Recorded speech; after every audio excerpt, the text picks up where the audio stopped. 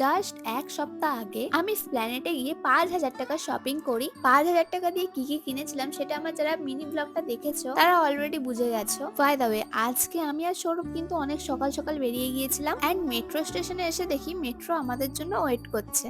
আর একদমই ওয়েট না করে তাড়াতাড়ি করে মেট্রো করে চলে যাই স্প্ল্যানেটে। লাস্ট টাইম তোমাদের ভিডিওতে দেখিয়েছিলাম যে আমি স্প্ল্যানেট থেকে আমার লাইটের জন্য একটা ব্যাটারি কিনেছিলাম, একটা ট্রাইপড আর একটা মাইক কিনি। প্রায় অনেকেই আমাকে কমেন্ট করে বলেছিলে মাইক ট্রাইপডটা ডিটেলস শেয়ার করার জন্য, তাই তোমাদের দেখিয়েও দিলাম। যে ব্যাটারিটা আমি নিয়ে গিয়েছিলাম এক সপ্তাহ আগে সেটা আমার খারাপ বেরায়, তাই আমি এক্সচেঞ্জ করতে নিয়ে এসেছিলাম আর ওরা আমাকে ৫ মিনিটের মধ্যে এক্সচেঞ্জ করে দেয়। তাই আমি কিন্তু খুবই খুশি হয়ে গিয়েছিলাম। দুর্গাপুজোর আর ১ মাসও বাকি নেই, তাই সৌরভকে আমি জিজ্ঞেস করছিলাম এখান থেকে কিছু কিনবে কিনা। ওর এখনো পুজোর শপিং শুরু হয়নি, তাই আমরা আবারও মেট্রো করে বাড়ির দিকে চলে যাই। আর আমাদের ময়দান মেট্রো স্টেশনে নেবে দেখো কত সুন্দর একটা 15ই আগস্ট স্পেশাল একটা ড্রেস খুঁজে পাই, যেটা আমার সাইজে অ্যাভেলেবেল ছিল না। ওই ড্রেসটা কিনতে না পারায় আমার খুব মন খারাপ লাগছিল, তাই সৌরভ আমাকে গ্রিন কালারের কাচের চুড়ি কিনে দেয়। আর গাইস, এই চুড়িগুলো পরার সব থেকে বড় রিজন কিন্তু অন্য ছিল। কি ছিল সেই রিজনটা সেটা জানার জন্য আমাদের লং ব্লগটা চ্যানেলে গিয়ে দেখে নাও, যে ভিডিওর লিংক আমি অলরেডি এই ভিডিওর ক্যাপশনের উপরে দিয়ে দিয়েছি।